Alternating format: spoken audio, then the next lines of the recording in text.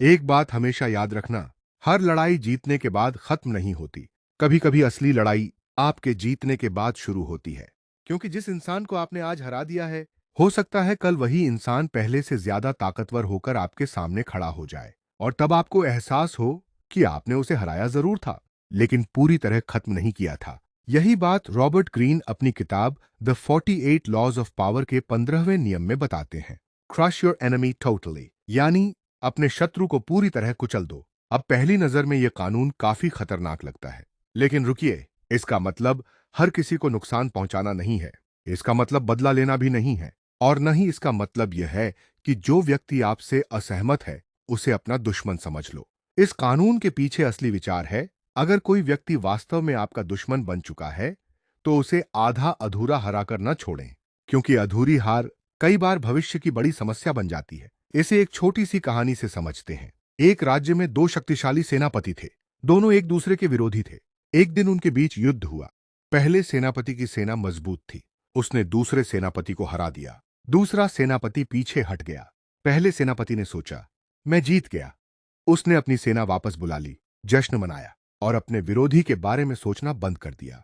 लेकिन उसका विरोधी खत्म नहीं हुआ था, वह सिर्फ पीछे हटा था। उसने अपनी गलतियों से सीखा, नई सेना तैयार की, नए सहयोगी बनाए, और कुछ समय बाद पहले से ज्यादा ताकत के साथ वापस आया। इस बार हालात बदल चुके थे। जो व्यक्ति कल विजेता था, आज उसे अपने अस्तित्व के लिए लड़ना पड़ रहा था। यही लॉ 15 का सबसे बड़ा सबक है। अपने विरोधी को अंडर एस्टिमेट मत करो, क्योंकि अगर आपने किसी गंभीर विरोधी को सिर्फ थोड़ा कमजोर किया तो हो सकता है कि आप उसे वापस आने का मौका दे रहे हो। अब इसे हमारी रोजमर्रा की जिंदगी से जोड़कर देखिए। मान लीजिए ऑफिस में कोई व्यक्ति लगातार आपके खिलाफ राजनीति कर रहा है। आपने एक दिन उसका सामना किया। वह कुछ समय के लिए शांत हो गया। आपने सोचा, चलो अब मामला खत्म। लेकिन आपने अपनी पोजीशन मजबूत नहीं की। आपने अपने काम का रिकॉर्ड नहीं रखा। आपने अपनी रेपुटेशन मजबूत नहीं की। आपने यह समझने की कोशिश नहीं की कि वह आपके खिलाफ क्यों है। और कुछ महीनों बाद वही व्यक्ति फिर आपके खिलाफ खड़ा हो गया। इस बार वह तैयार था और आप नहीं। यही फर्क है, सिर्फ जीतने और वास्तव में सुरक्षित होने के बीच। लॉ 15 हमें यही सिखाता है कि किसी संघर्ष में केवल तत्काल जीत को मत देखो, पूरी तस्वीर देखो। समस्या की जड़ समझो, अपनी कमजोरियां पहचानो, और ऐसी स्थिति बनाओ कि वही समस्या भविष्य में दोबारा आपको नुकसान न पहुंचा सके। लेकिन यहां एक बहुत जरूरी बात है, हर विरोधी आपका दुश्मन नहीं होता। किसी का आपसे अलग विचार होना दुश्मनी नहीं है। किसी का आपकी आलोचना करना दुश्मनी नहीं है, और किसी से बहस हो जाना युद्ध नहीं है। अगर आप हर आलोचक को दुश्मन समझने लगेंगे तो आप अपनी ही जिंदगी मुश्किल बना लेंगे। पावर का असली मतलब हर किसी को हराना नहीं है। पावर का मतलब है यह पहचानना कि कब लड़ना है, कब पीछे हटना है, और कब किसी समस्या को हमेशा के लिए खत्म करना है। और कई बार सबसे शक्तिशाली कदम बदला लेना नहीं होता। सबसे शक्तिशाली कदम होता है खुद को इतना मजबूत बना लेना कि सामने वाला आपको नुकसान ही ना पहुंचा सके।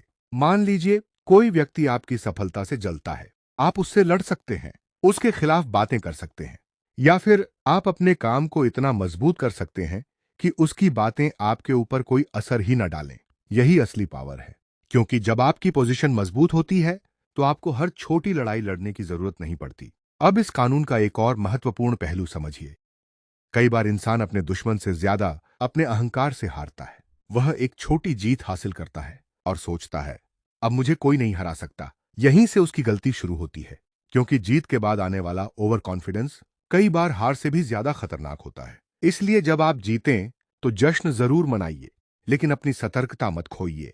अपने विरोधी को कम मत आंकिए, और सबसे जरूरी, अपनी कमजोरियों को नजरअंदाज मत कीजिए। क्योंकि अगर आपका विरोधी आपको हराने में असफल रहा तो हो सकता है कि वह अगली बार आपकी कमजोरी पर हमला करे। इसलिए अपने आप से एक सवाल हमेशा पूछिए, अगर मेरा विरोधी कल वापस आया तो क्या मैं तैयार हूं? अगर जवाब है हां, तो आपकी जीत सिर्फ एक जीत नहीं है, वह आपकी ताकत है।